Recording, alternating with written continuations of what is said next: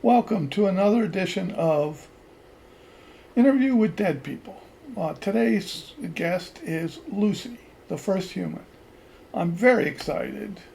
Let me get the teleprompter working. I'm very excited about this interview.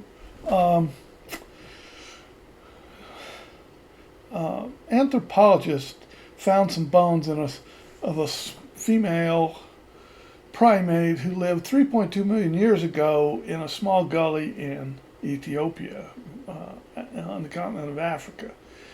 Um, they later described it as Australopithecus afarensis, which makes no sense because it has absolutely nothing to do with Australia.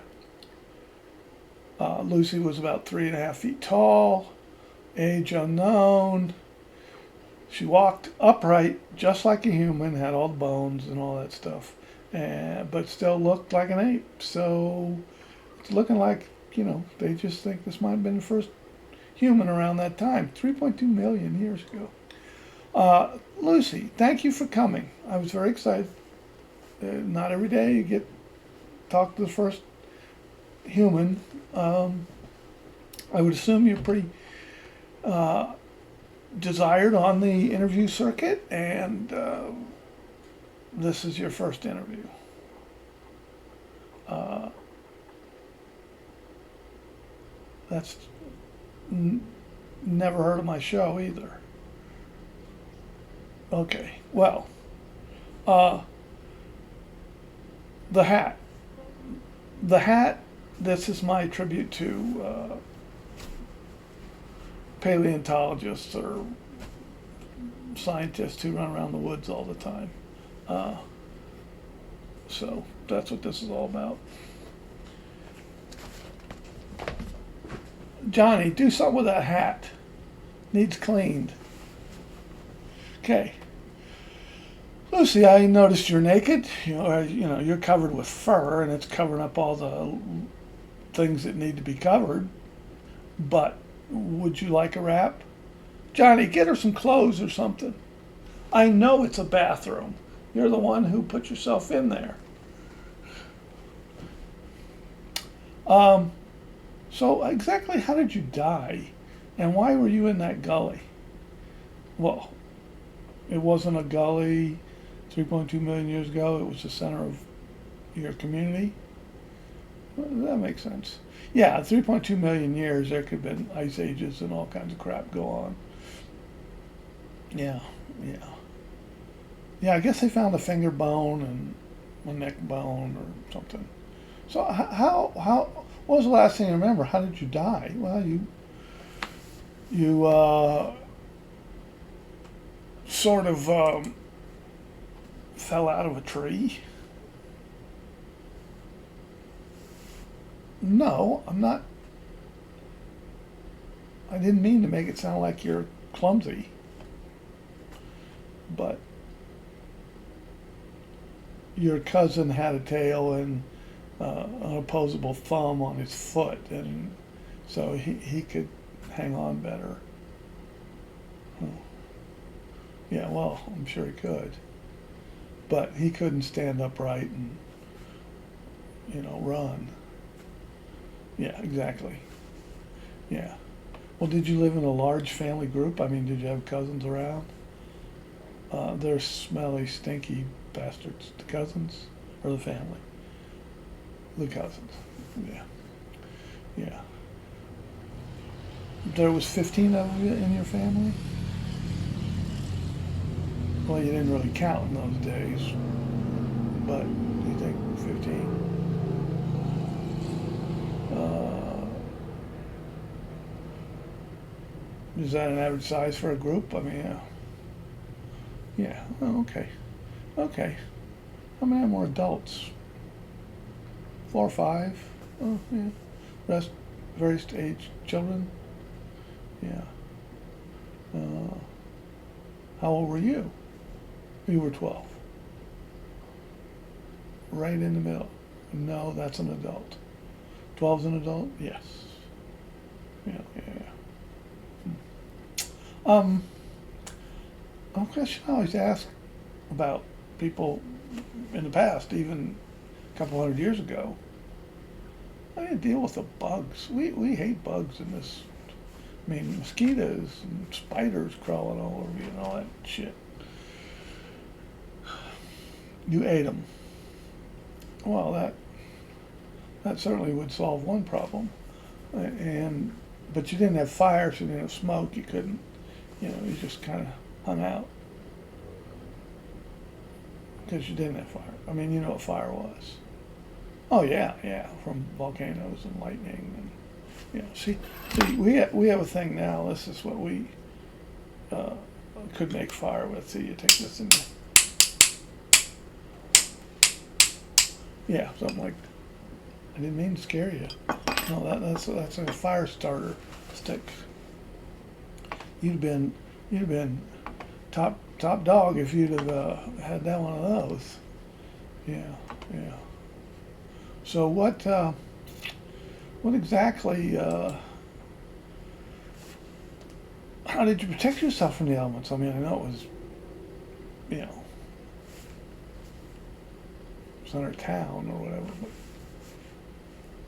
you just hide under leaves and moss and stay out on windy limbs and but you just couldn't wrap yourself up with something. You didn't have, and you didn't really eat a lot of meat. Never. You ate plants, leaves and bugs and fruit. So, even if you caught a bird, you didn't eat it. No. So you said you were a child. You were 12. Well, how long do people live? 30. Oh, okay. Yeah, so did you have any children? No. The anthropologists say that, you are quite similar to people today, anatomically, probably. DNA, probably 80, 90%, anatomically 80%. So, physiologically, emotionally, brain power-wise, probably very, very similar to people for being, proto-human, subhuman. No, I'm not calling you stupid. I'm just saying scientifically, no. It's from a science. I mean, you made tools and you solved problems. You had smart people and stupid people, and you could tell them apart. Well, that's better than we do. So, you have an example? You had your own Darwin Awards.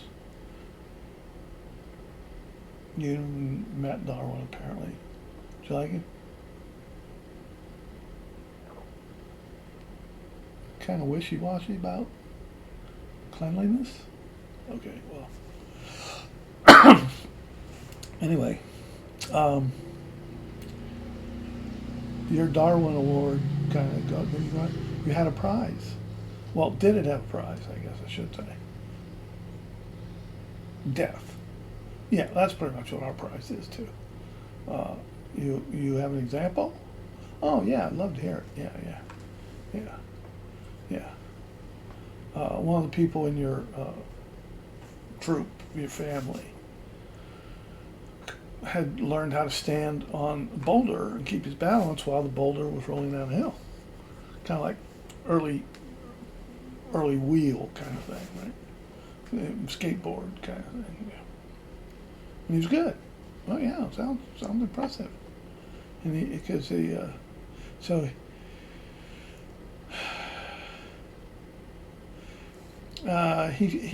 was going down this hill really fast. Is that like that hill over there I was just looking at? Yeah. And when he got down to the bottom, where he normally jumps off the rock, he ran smack into a bunch of leopards. Yeah,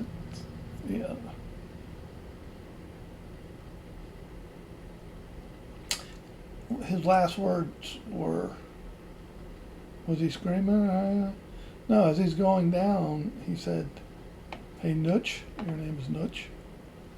They called you Nooch? Name. So they called you Nooch. Anyway, so he says, "Hey, Nooch, watch this." Yeah, we have people that do that too, and then they usually die after they say that. So he goes down the hill, smashes into the leopard. Bet the leopards were surprised. Not surprised enough. They jumped on him and tore him to shreds.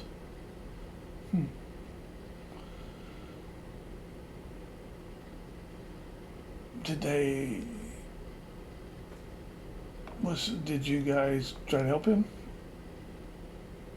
They ripped him to shreds, and the only thing was that they were fighting over his buttocks. What was his name? His name was Hick. Oh, that makes sense. Yeah, that totally makes sense. You will never forget old Hick. Yeah, I think I've said that a few times in my life too. So, what was a typical day like?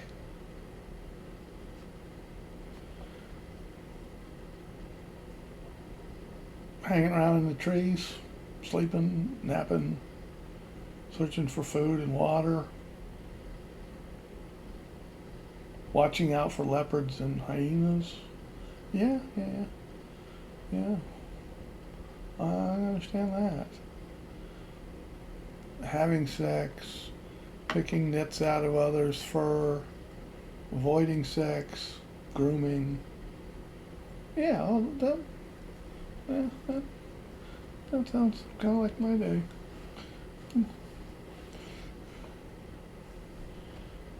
So, what did you do when it rained? It just rained. Well, you didn't, what do I do when it rains? I don't go outside. You never saw that? No, it's not criticism. It just sounds like, we the other thing we used to do, we were watching the sun go across the sky and, the moon go up across the sky. Wonder where they were going, deep stuff like that. Yeah? Oh. Hang on. Oh. The producer just told me. Did he tell you too, Johnny? The producer just said that Marlon Perkins, the creator and I assume producer of Mutual of Omaha's Wild Kingdom, wants to interview you on his show. They just watched this and thought you were a pretty good guest. Yeah.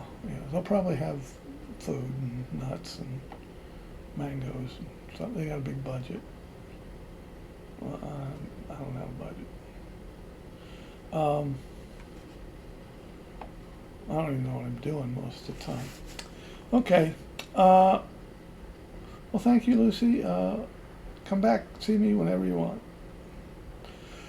Okay, folks, that's a wrap.